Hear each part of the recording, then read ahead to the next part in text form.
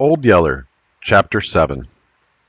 I did considerable thinking on what Lisbeth Searcy had told me about Old Yeller and finally went and told Mama. "Why, that old rogue," she said. "We'll have to try to figure some way to keep him from prowling. Everybody in the settlement will be mad at us if we don't." "Somebody'll shoot him," I said. "Try tying him," she said. So I tried tying him, but we didn't have any baling wire in those days, and he could chew through anything else before you could turn your back. I tried him with rope and then with a big thick rawhide string that I cut from a cowhide hanging across the top rail of the yard fence. It was the same thing in both cases. By the time we could get off to bed, he'd done chewed them in two and was gone. "Let's try the corn crib," Mama said on the third night, which was a good idea that might have worked if it hadn't been for little Arliss. I took Old Yeller out and put him in the corn crib, and the second that he heard that door shut on him, he set up a yelling and a howling that brought little Arliss on the run. Mama and I both tried to explain to him why we needed to shut the dog up, but little Arliss was too mad to listen. You can't explain things very well to somebody who is screaming his head off and chunking you with rocks as fast as he can pick them up. So that didn't work either. "Well, it looks like we're stumped," Mama said. I thought for a minute and said, "No, Mama. I believe we got one other chance.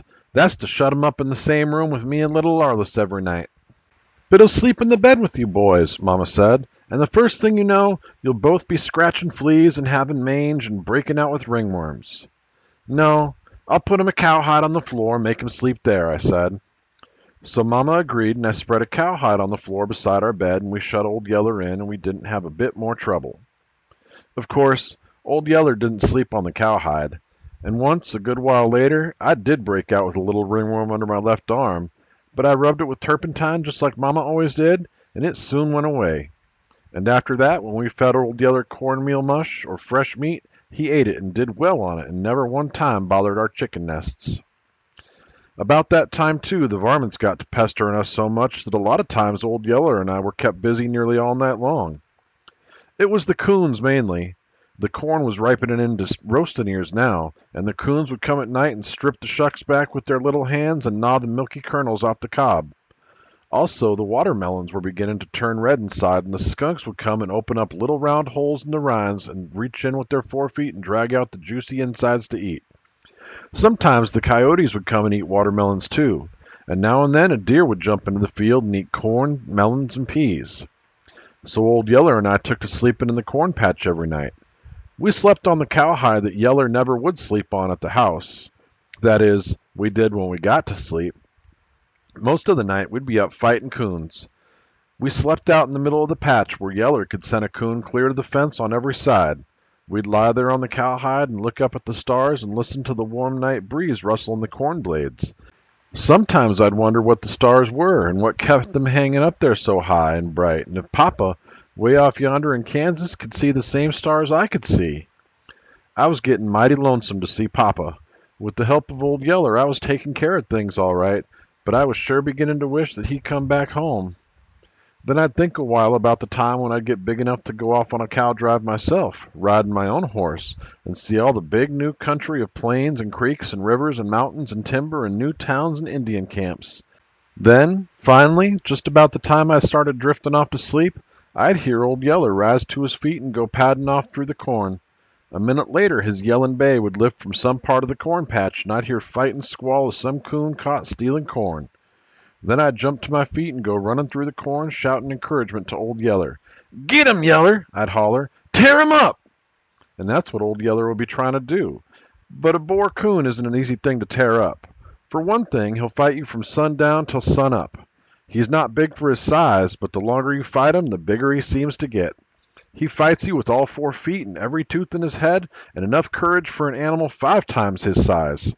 On top of that, he's fighting inside a thick hide that fills a dog's mouth like a wad of loose sacking. The dog has a hard time ever really biting him. He just squirms and twists around inside that hide and won't quit fighting even after the dog's got enough and is ready to throw the fight to him. Plenty of times Papa and I had seen a boar coon whip Bell, run him off, and then turn on us and chase us clear out of the cornfield. It was easy for me to go running through the dark cornfields yelling for Old Yeller to tear up a thieving coon, but it wasn't easy for Old Yeller to do it. He'd be yelling and the coon would be squalling and they'd go wallowing and clawing and threshing through the corn, popping the stalks as they broke them off, making such an uproar in the night that it sounded like murder. But generally, when the fight was all over, the coon went one way and Old Yeller the other, both of them pretty well satisfied to call it quits. We didn't get much sleep of a night while all this was going on, but we had us a good time and saved the corn from the coons. The only real bad part of it was the skunks. What with all the racket we made coon fighting, the skunks didn't come often. But when one did, we were in a mess. Old Yeller could handle a skunk easy enough. All he had to do was rush in, grab it by the head, and give it a good shaking. That would break the skunk's neck, but it wouldn't end the trouble, because not even a hoot owl can kill a skunk without getting sprayed by his scent. And skunk scent is a smell that won't quit. After every skunk killing, Old Yeller would get so sick that he could hardly stand it.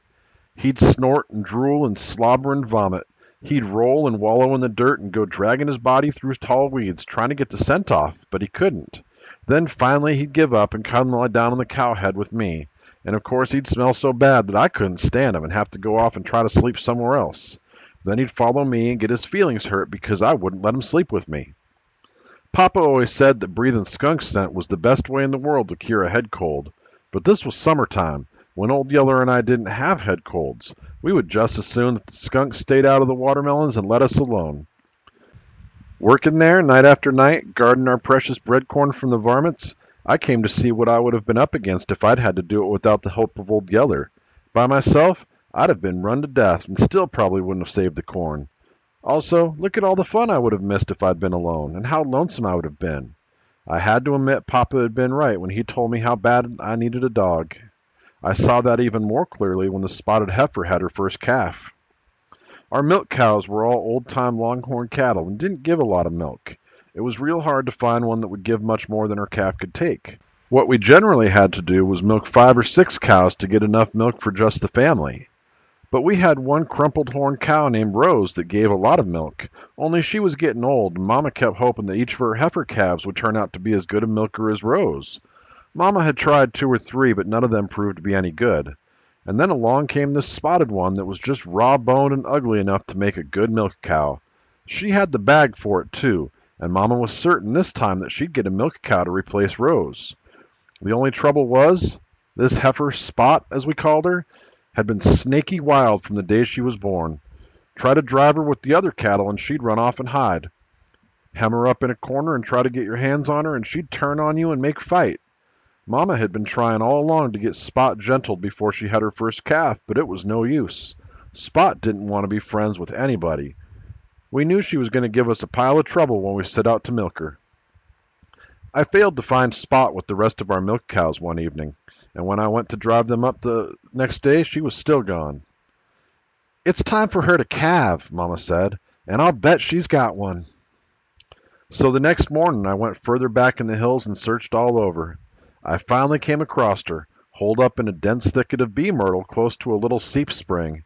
I got one brief glimpse of a wobbly, long-legged calf before Spot snorted and took right after me. She ran me clear to the top of the next high ridge before she turned back. I made another try. I got to the edge of the thicket and picked me up some rocks. I went to hollering and chunking into the brush, trying to scare her and the calf out. I got her out all right, but she wasn't scared. She came straight for me with her horns lowered, bawling her threats as she came. I had to turn tail a second time, and again she chased me clear to the top of that ridge. I tried it one more time, then went back to the house and got Old Yeller. I didn't know if he knew anything about driving cattle or not, but I was willing to bet that he could keep her from chasing me. And he did. I went up to the edge of the thicket and started hollering and chunking rocks into it. Here came the heifer, madder than ever, it looked like. I yelled at Old Yeller. "Get her, Yeller!" I hollered. And Yeller got her. He pulled the neatest trick I ever saw a dog pull on a cow brute. Only, I didn't see it the first time. I was getting away from there too fast. I'd stumbled and fallen to my knees when I turned to run from Spot's charge, and she was too close behind me for me to be looking back and watching what Old Yeller was doing. I just heard the scared bawl she let out and the crashing of the brush as Old Yeller rolled her into it. I ran a piece further, then looked back. The heifer was scrambling to her feet in a cloud of dust and looking like she didn't know any more about what had happened than I did. Then she caught sight of Old Yeller. She snorted, stuck her tail in the air, and made for him. Yeller ran like he was scared to death, then cut back around a thicket. A second later, he was coming in behind Spot. Without making a sound, he ran up beside her, made his leap, and set his teeth in her nose. I guess it was the weight of him that did it. I saw him do it lots of times later, but never did quite understand how. Anyhow, he just set his teeth in her nose, doubled himself up in a tight ball, and swung on. That turned the charging heifer a flip. Her heels went straight up in the air over her head. She landed flat on her back with all 4 feet sticking up. She hit the ground so hard that it sounded like she ought to bust wide open. I guess she felt that way about it too. Anyhow, after taking that second fall, she didn't have much fight left in her. She just scrambled to her feet and went trotting back into the thicket, low into her calf. I followed her with Old Yeller beside me, and we drove her out and across the hills to the cow lot. Not one time did she turn on us again. She did try to run off a couple of times, but all I had to do was send Old Yeller in to head her. And the second she caught sight of him, she couldn't turn fast enough to get headed back in the right direction. It was the same when we got her into the cow pen. Her bag was all in strut with milk that the calf couldn't hold. Mama said we needed to get that milk out. She came with a bucket, and I took it, knowing I had me a big kicking fight on my hands if I ever hoped to get any milk. The kicking fight started. The first time I touched Spot's bag, she reached out with a flying hind foot, aiming to kick my head off and coming close to doing it. Then she wheeled on me and put me on top of the rail fence as quick as a squirrel could have made it. Mama shook her head. "I was hoping she wouldn't be that way," she said. "I always hate to have to tie up a heifer to break her for milking. But I guess there's no other way with this one." I thought of all the trouble it would be, having to tie up that Spot heifer head and feet twice a day every day, for maybe a month or more. I looked at Old Yeller standing just outside the pen. "Yeller," I said, "you come in here." Yeller came bounding through the rails. Mama said, "Why, son, you can't teach a heifer to stand with a dog in the pen, especially one with a young calf. She'll be fighting at him all the time, thinking he's a wolf or something trying to get her calf." I laughed. "Maybe it won't work," I said, "but I bet you one thing, she won't be fighting Old Yeller." She didn't either.